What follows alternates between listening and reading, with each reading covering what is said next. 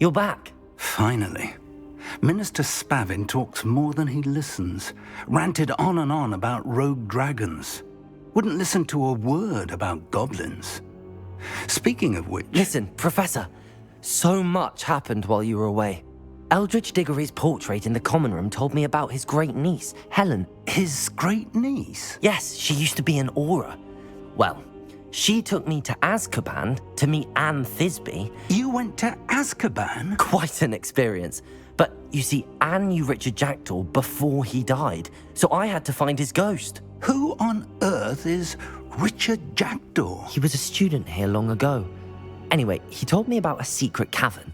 I went there, and right next to Jackdaw's skeleton, I found the missing pages. You found the pages? I did. And because Jackdaw had followed the map they contained, when I found the pages, I found the location on the map. Believe it or not, it's a room below Hogwarts. Why am I not surprised? Shall we? I was hoping you'd say that. Oh, and we'll need to bring the book.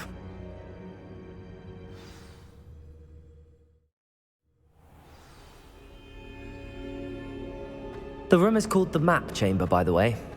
And a portrait of Percival Rackham awaits us there. Professor Rackham. I look forward to meeting him. How did this Jackdaw get the pages from the book? Evidently, Peeves stole them, and Jackdaw stole them from him. Oh, Peeves.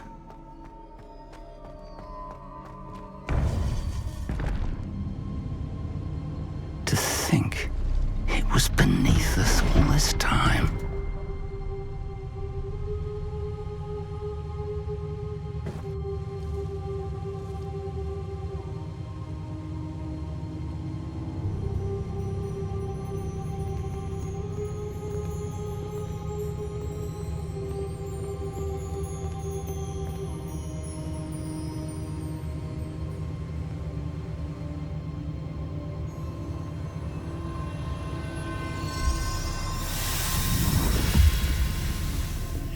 This looks promising.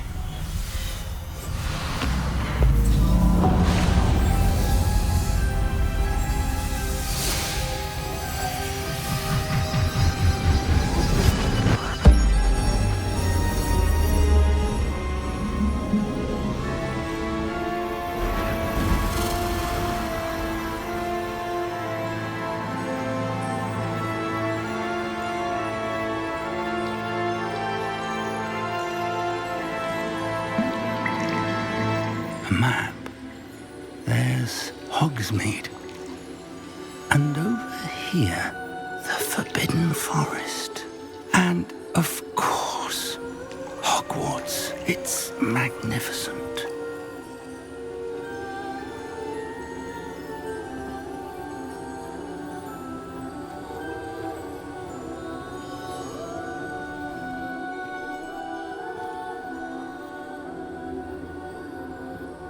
If only you were here to see this.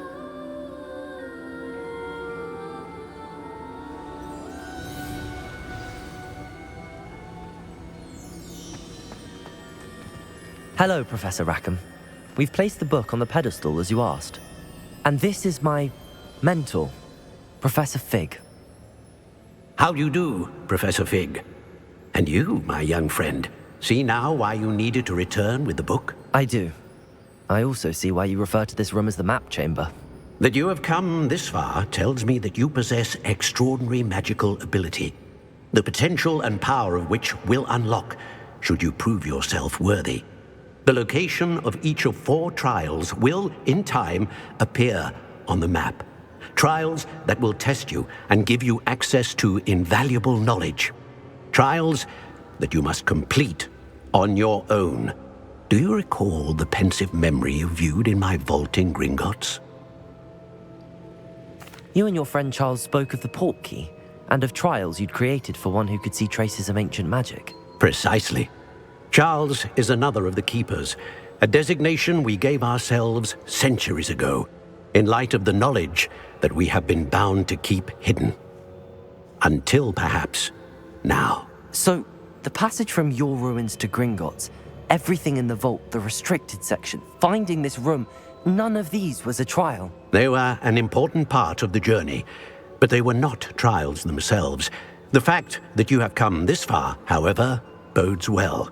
The trials were designed to ensure that the power and knowledge we have kept secret for so long does not fall into the wrong hands.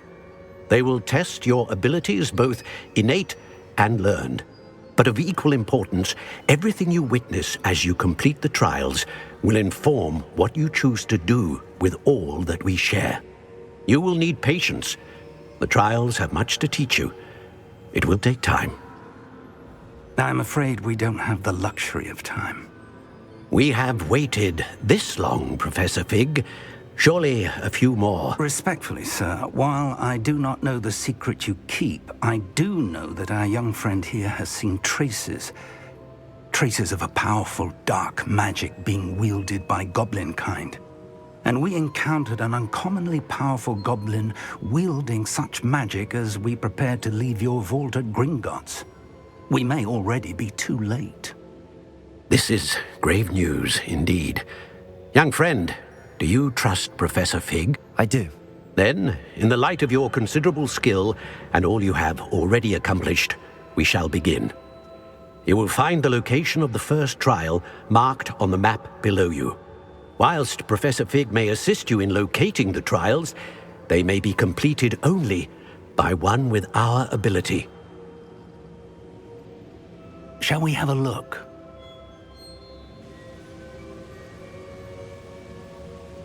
I know that tower. It's not far. You may have seen it yourself. It looks familiar.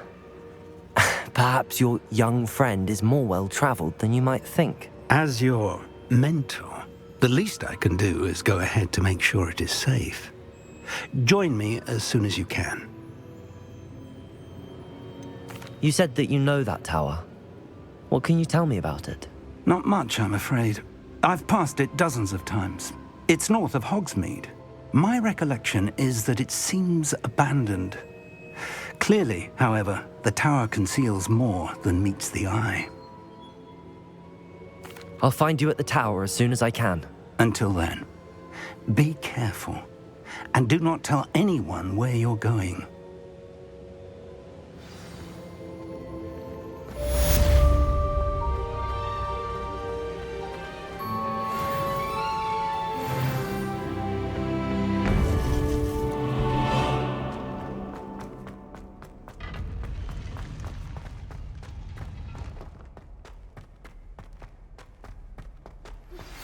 It's time you learned, Glacius, the freezing spell.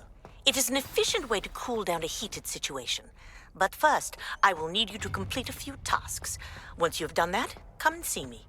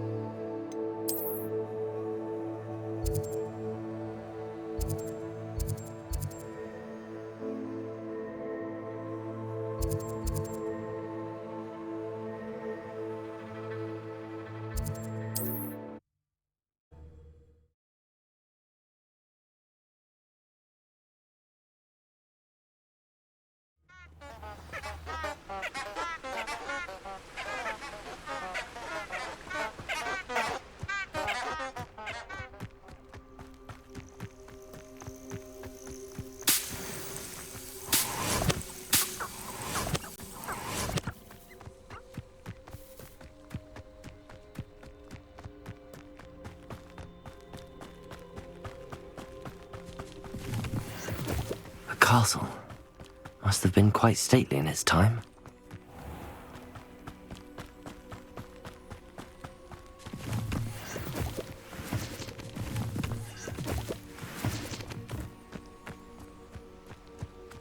I like to keep a bit of a wiggle roll.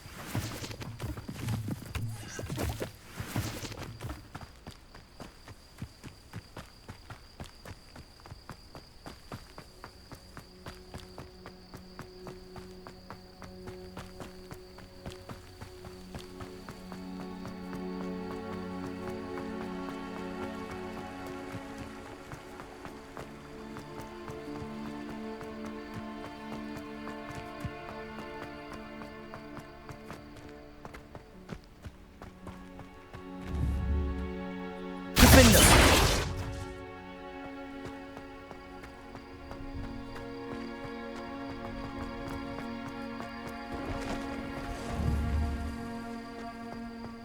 ASUS! Defender!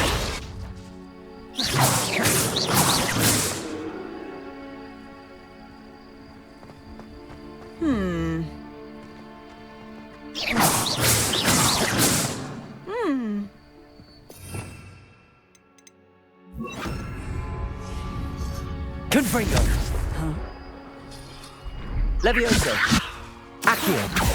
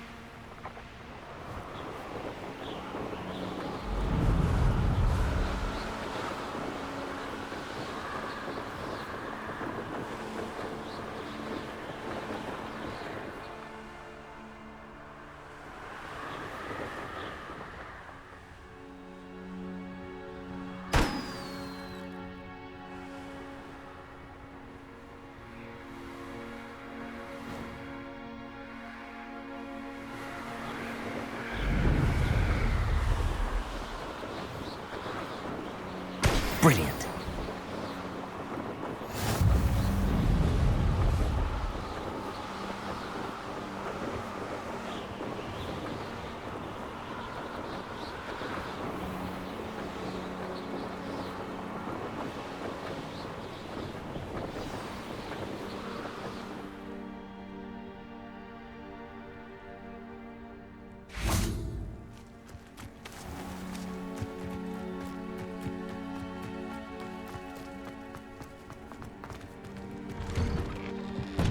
How did you get on with those tasks? Madam Kagawa, I completed the list of tasks you assigned. Wonderful. I trust you became more familiar with your broom through the process? Yes, Professor. That's good to hear. Keep it up, and perhaps one day you'll have a spot on the Quidditch team. If Black ever permits Quidditch again. Well, with those tasks out of the way, let us get started. Glacius. Pay attention to your wand work.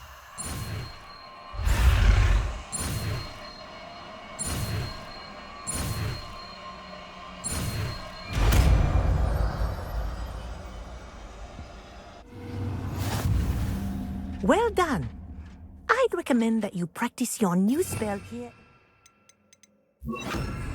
before taking it out into the world.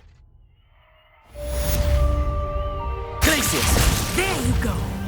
Catching on quickly.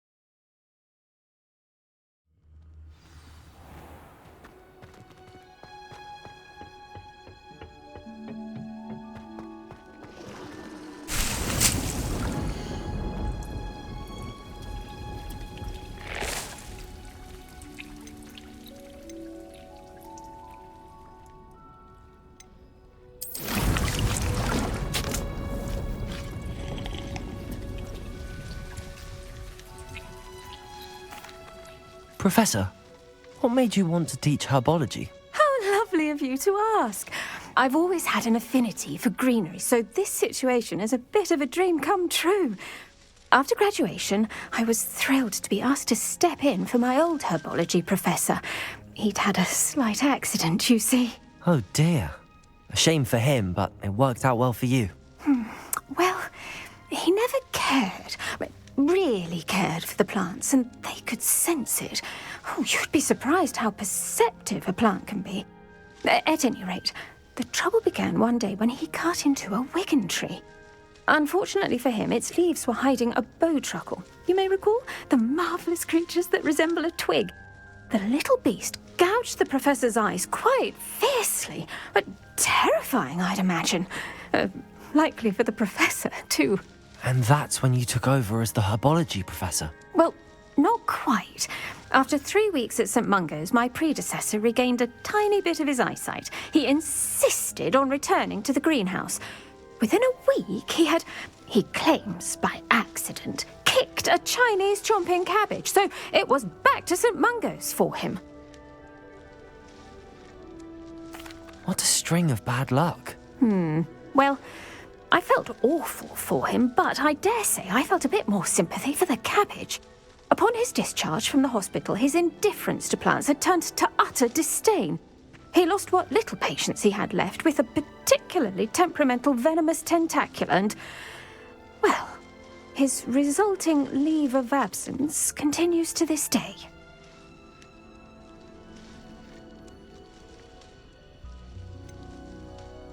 I had no idea. How awful. Last I heard, he'd gone to Romania. As rumour would have it, he'd developed a sudden interest in dragons. One can only hope he found more happiness working with them than he did with Flora. Ha! Lovely speaking with you. Have a wonderful day. Oh, and remember, be kind to your Wigan trees.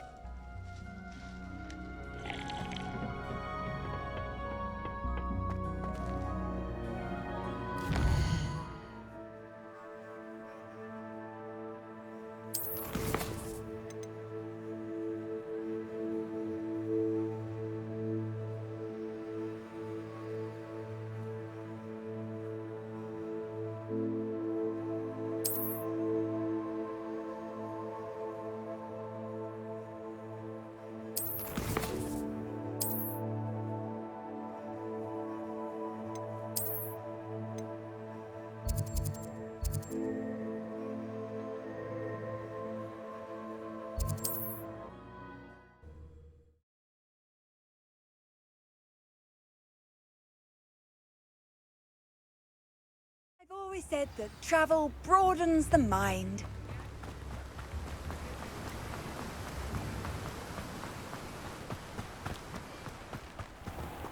Greetings. Please, take your time looking about.